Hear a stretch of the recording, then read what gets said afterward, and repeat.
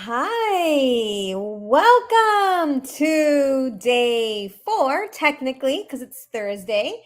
But today we're doing steps 3 and 4. I decided to pivot a little bit and combine those two steps because we basically missed day 1, the step that I was planning for day 1.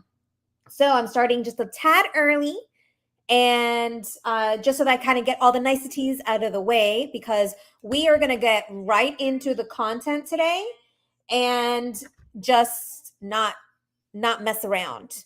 So if you're here, while I pull up my, okay, let me just do this again. While I pull up my PowerPoint, if you can share with me at any point, what is your biggest takeaway from this challenge so far? I'd really love to hear it.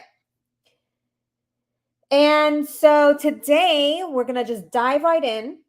We're going to do step 3 of the 5 steps to monetize your YouTube channel. Easy steps. Step 3 is building community, and step 4 is customization.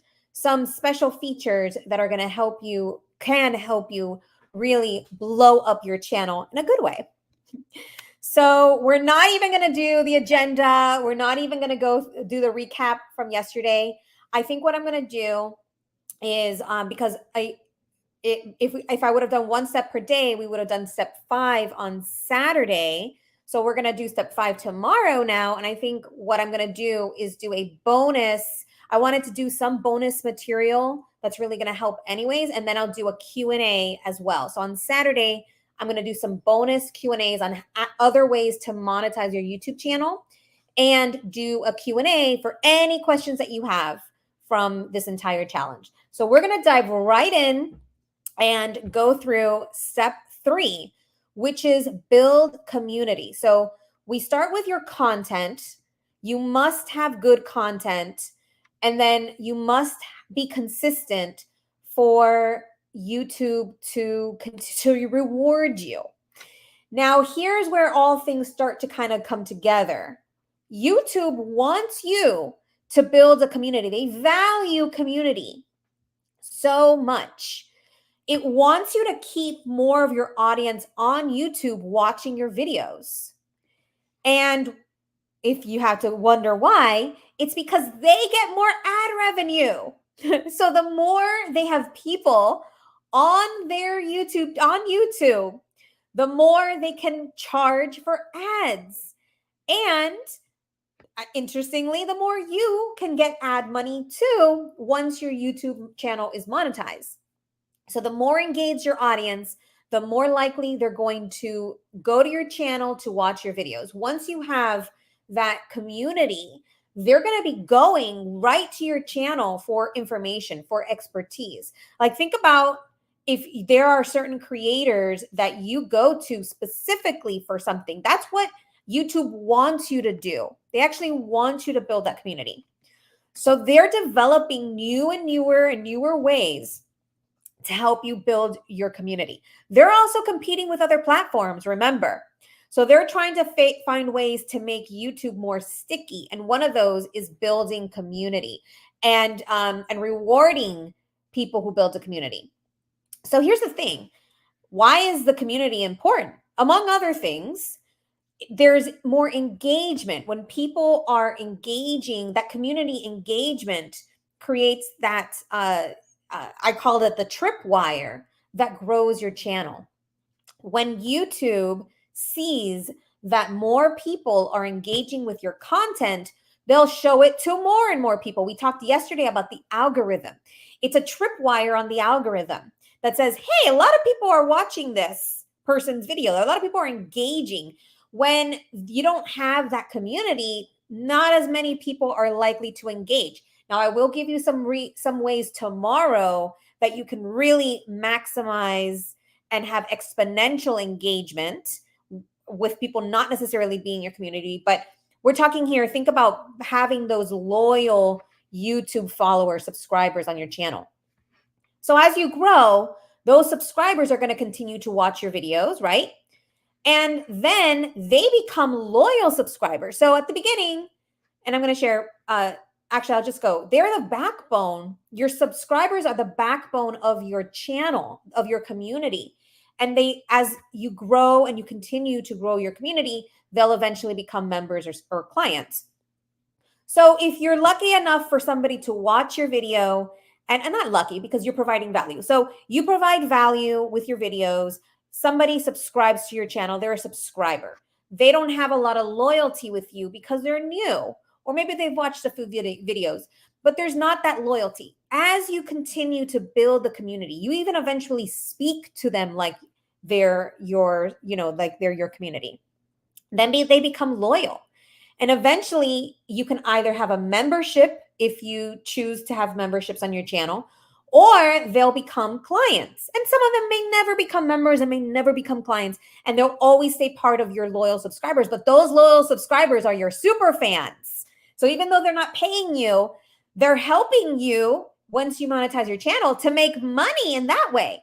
So either way, the community building feature, the community building is going to help overall in all the ways. So we want to continue to create ways to have loyal subscribers, and YouTube wants you to get loyal subscribers because they make money from ad revenue and you make money from ad revenue. So you see, it's all the ways that they're thinking to get you to make a sticky community.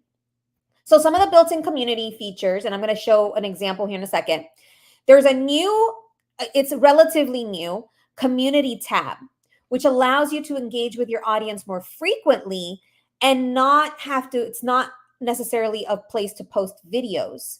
So that way you can be talking to your audience. And that's a great feature. If it's hard for you to maybe do videos every single day, you can use the community tab. Now, some other features that are only eligible for your channel if you have your channel monetized is memberships, of course, we talked about. So YouTube has its own monetization, its own membership section. So once you are able to monetize, or you're eligible for monetization, and you create memberships, it's its own thing, and you can just talk to them privately.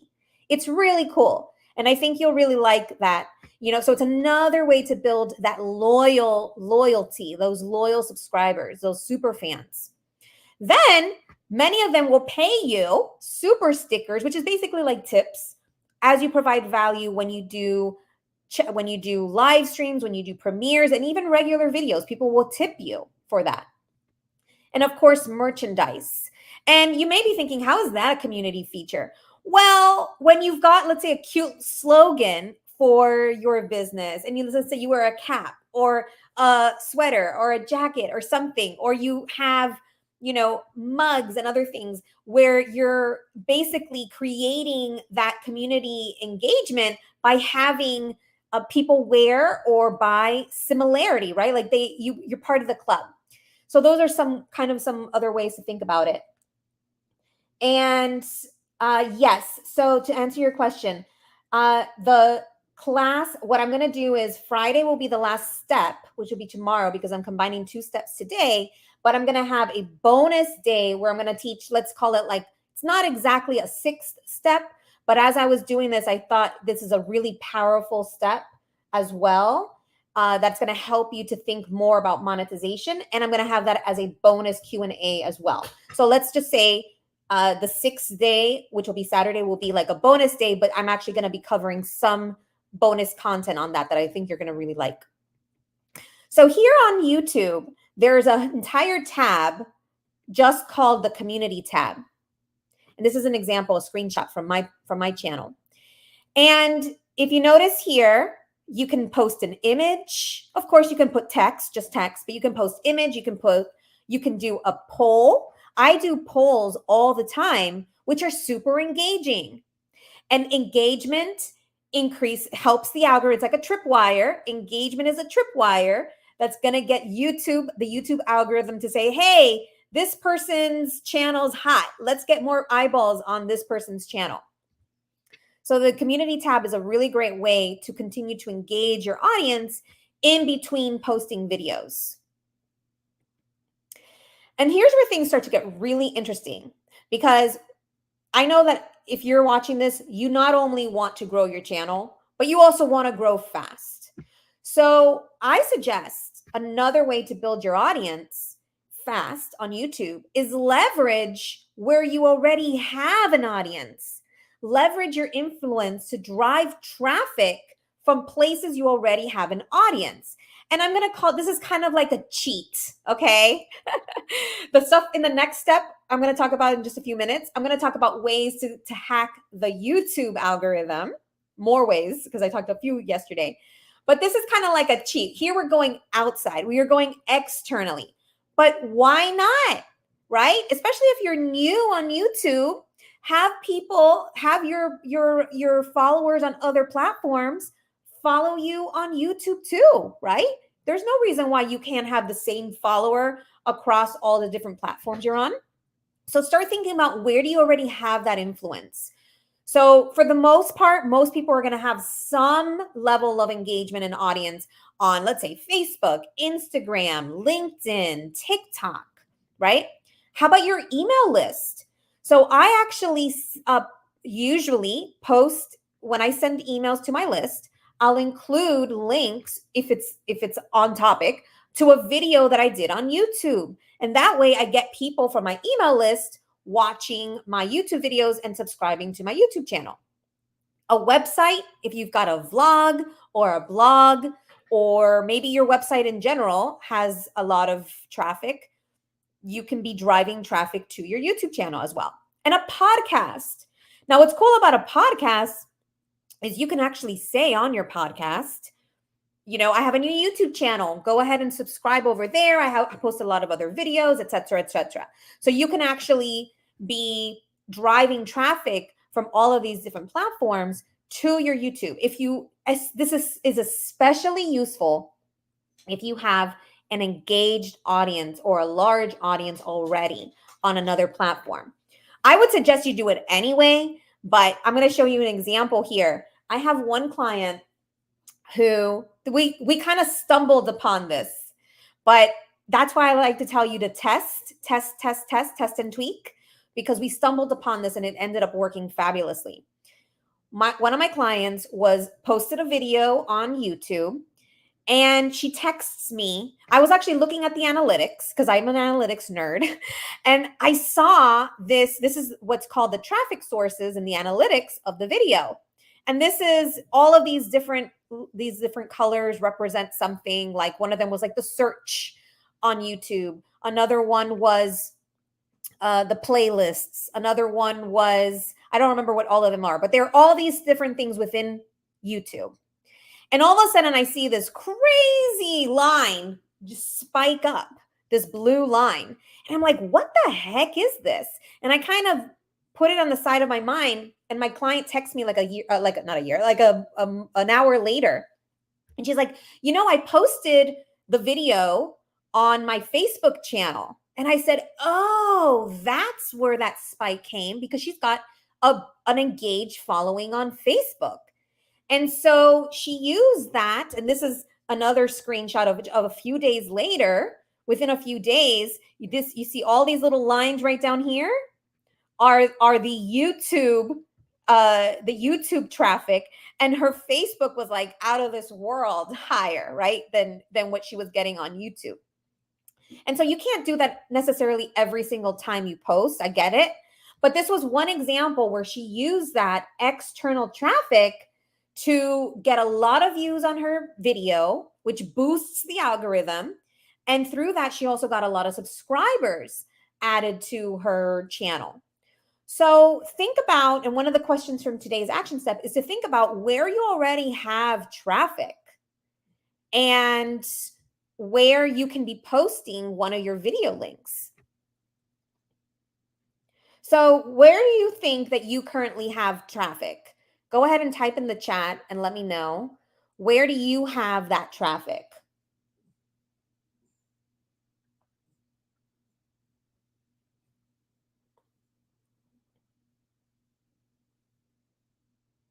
Is it through Facebook, LinkedIn, TikTok? Okay, so we got Facebook, email.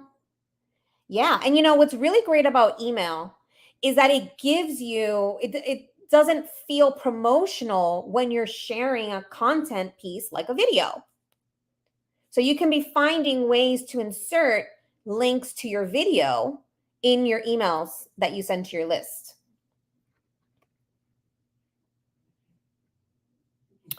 Okay, so YouTube wants to help you find more ways to keep more of your audience on YouTube more time watching more of your videos.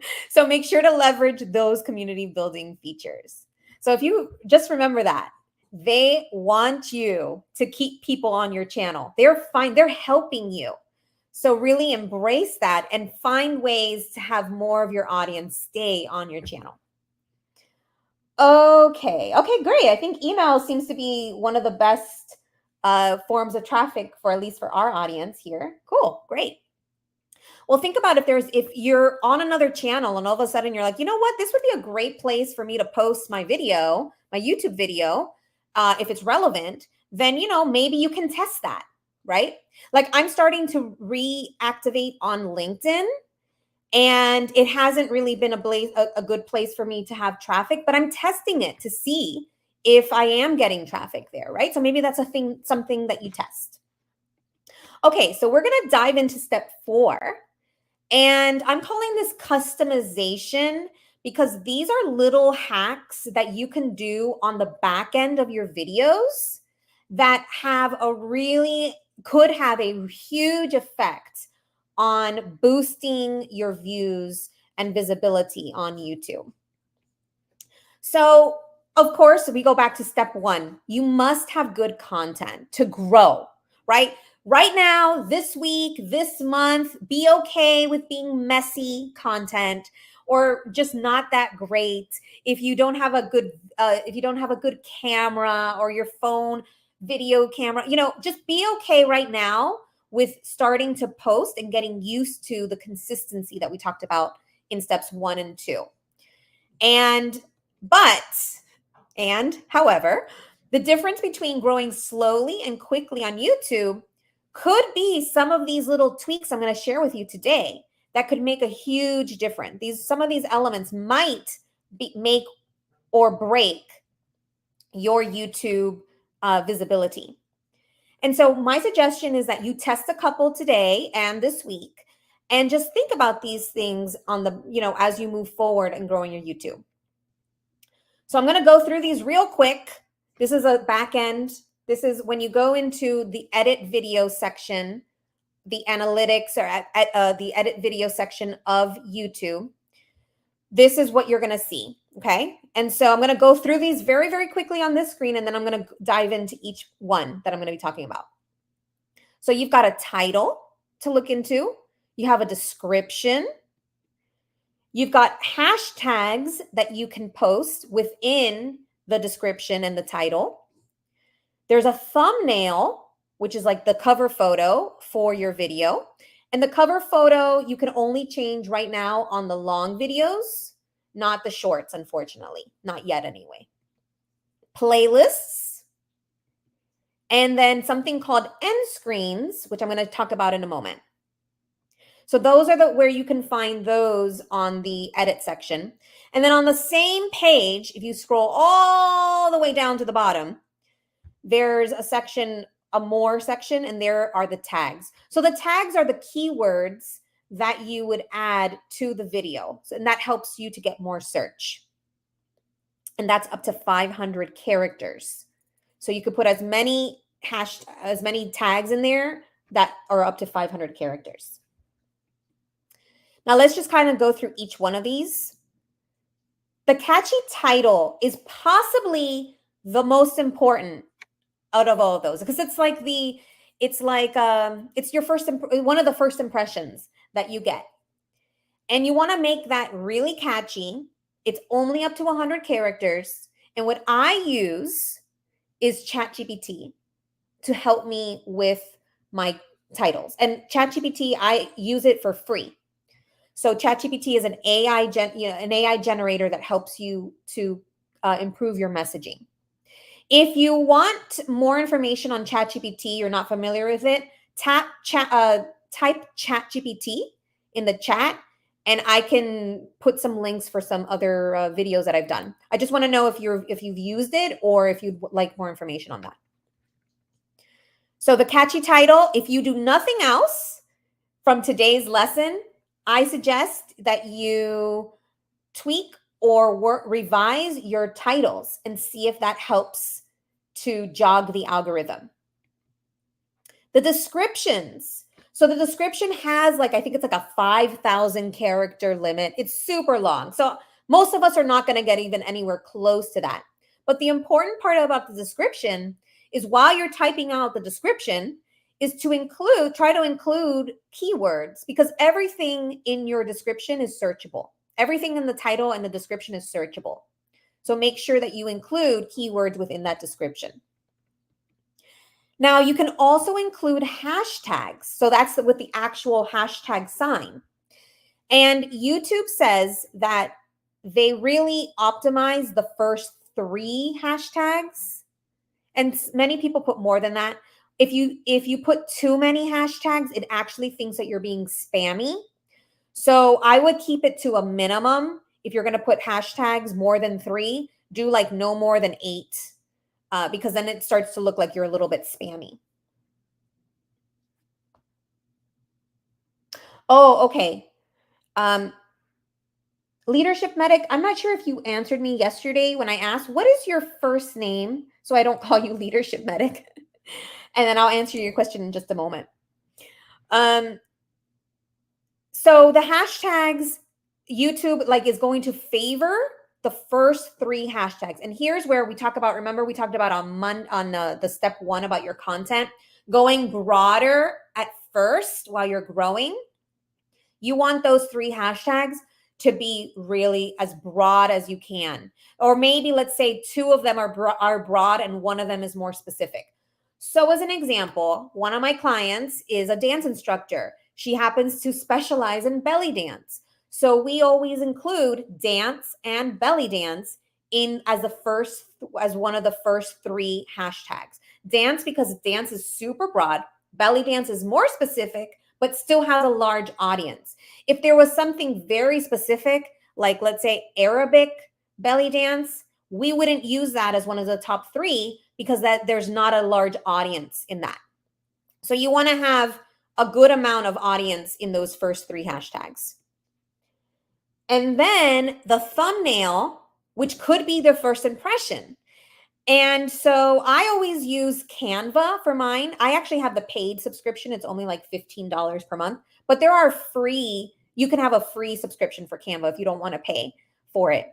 But it really helps to have a nicer look for your content. And so I would just go back to this one. This is one hashtag or one thumbnail that I made right on Canva. And I'm testing them out. I always kind of change and switch things up and see where, if I can improve that. Maybe I make it a little more catchy, or maybe I make it a little more broad. So a thumbnail was a really, really great way to grab the attention as well as the title. So I think the first impression where people get on your channel is really going to be the title and the thumbnail. That's the first impression for your video. Okay, next is the playlists. And I really want to emphasize that YouTube wants people to continue watching your videos. So a playlist is a great way to categorize different or videos of the same theme or subtopic into one playlist. And that way people can binge your content. I mean, YouTube's dream is for your engaged audience, your community, to binge on your content. That would be, and yours too, right? You want them to binge on your content too. So start thinking about ways that people can binge on your content. And another way to do that, apart from playlists, is what's called end screens. And what that is it's at the end of the video, there's going to be an option for you to add a few, up to I think 4 videos, or that could include playlists as well, where if people are interested in that topic or a similar topic or a special video that's linked to it, you can include, and it's clickable. So somebody can go click on that video, and that keeps the engagement and the viewership going. And this is very surface level here. I'm not teaching you how to do it, but I'm just giving you some ideas of, depending on your level, of how you can continue to keep that engagement. And then I mentioned the tags that you can use up to 500 characters. I always include as many tags as I can, because I want to make sure that I'm getting as much possibility for people to search and find my videos. You always want to make sure that those tags are relevant. So don't, if just like I said that people put a lot of hashtags in their description and it seems spammy. If you put a bunch of irrelevant tags, YouTube may flag your channel as well as being spammy. So you always want to make sure it's relevant. That goes for pretty much every single social media platform. They're looking to see if you're being spammy and using tags and keywords that are not relevant for the video. And then the last part I wanted to talk here is captions and subtitles. If you can, it's not always possible, but if you can add text in the videos, that actually helps to increase not only the views, but the watch time. And the more time that people are watching your videos, that is again, goes back to the algorithm. It's like a tripwire for the algorithm. It says, hey, this person's audience really likes their videos. Let's show it to more people. So that's another way. You can actually, if you have a long video, you can add subtitles, which is that's a whole other like step-by-step process. But what's really easy nowadays on some of the other platforms, shorts, like the short videos that you have on YouTube, the shorts, there are a lot of ways to add captions nowadays on shorts. So keep that in mind as you go forward when you're creating your content. Now, Virginia, thank you for saying that. Virginia asked, where do you enter your category? So there's a section right below this, and this is just screenshots, but at the bottom, when you scroll down in the edit section of the video, there's a section that's going to say something like more, and that's where the tags are. But in that section, it'll also ask you for the category. I almost always include my category as education. Really, there's only been like once or twice where I've had it as some other category, because most of my content is education. I've tried to do some research on this, and I don't think that there is much of a difference on how that's going to affect the searchability for your videos. I think it's way more important to include the right keywords, tags, and hashtags for your content for people to search for your content. But to answer your question, yes, it's in that section where it says, I think it's called more, and down there's a section that says category. So one other last little thing I wanted to show you that was really cool, that changing any of these elements, even if you just change one of these elements, like if you test it and you change something, could trigger the algorithm and increase your visibility, impressions, and views. I've used this as an example before, so if you've seen it, then you're welcome, because sometimes we just need to see it a few more times. This happened to me. I had posted a video, a short, and I had only gotten about 100 views on it, which for my channel was very little, was very low. And I was, what's happening? What am I doing? So I tested the title by putting it into ChatGPT to get a better title, see if I can come up with a catchier title. I changed the title, forgot about it, went away, and a few hours later, I came back to almost 2,000 views on that video. And I said, what the heck happened? And I looked in the analytics, and within the hour of me changing the title, that spike happened. So that's a really great example of it. It went back into the algorithm. It's like, okay, what are the new words in this title? Oh, okay, we're going to put it out to the audience, to a new audience. And that's exactly what happened. And this is another recent example. This is one of my clients also posted a short. She texts me and she's like, I just posted this video, but it hasn't really gotten any views. I looked at the analytics and it had 22 views. And I said, okay, that's really not good because she usually at least gets 1,000 views on her videos. So I went back, I tested or I tweaked the title, changed it up a little bit, forgot about it, and came back a few hours later and it was at 1,700 views. So, and she picked up 5 subscribers in that time period. So, these are things you can test. And that's what I suggest that you do.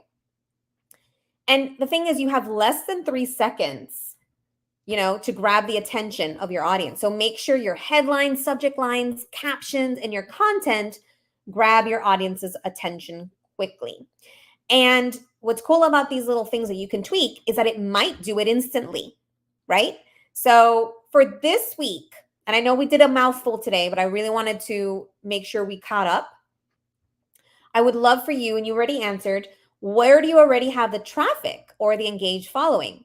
And if you can, share a link to a YouTube video you've made on either, in this case, email, if that's where you have the most engagement, or a website or a Facebook or a social media account, and see if that gives you a boost in your views of that video and new subscribers. And then I would love for you to test doing a community post. It's really easy.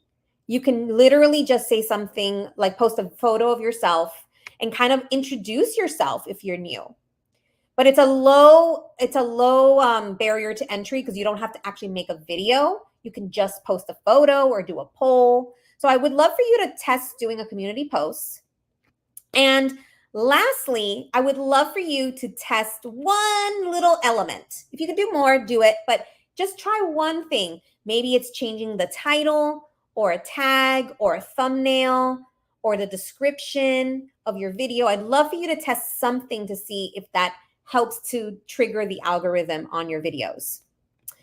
And I know we did a lot today, but I'd love to hear before we wrap, what was your biggest takeaway from today? And now I'll take a glass of water, a sip of water.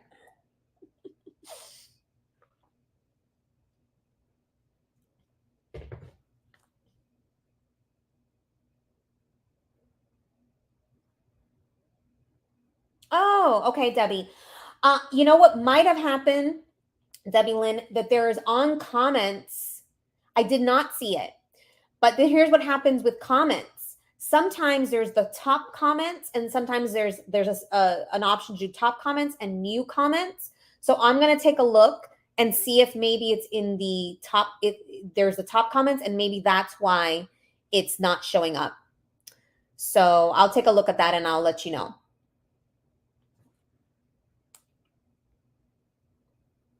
What was your biggest takeaway today, and or what are you most excited about? Well, I'll tell you what I'm excited about, because tomorrow we're going to talk about the viral contagious factor. And those are the things that really can make you skyrocket. And if you do any of those things, it's a possibility. Not that the goal is not to go viral, but the goal is for all of us is to make a bigger impact. And so if you're normally getting 100 views per video, and trying some of these things might get you 2,000 views per video, well, that's a huge impact you can be making. Yeah, tweak one thing. That's it. I almost always tweak just the title, and that alone makes a huge difference. So I think we're going to wrap. I appreciate you being here, being committed to your YouTube growth, and really taking this seriously. I appreciate you all. I cannot wait to talk about that virality factor tomorrow and ways to exponentially grow your visibility and hopefully get you that much closer to getting your channel monetized. All right, everyone, have a blessed rest of your day, and I will talk to you soon. Bye. Oops. End the stream. There we go.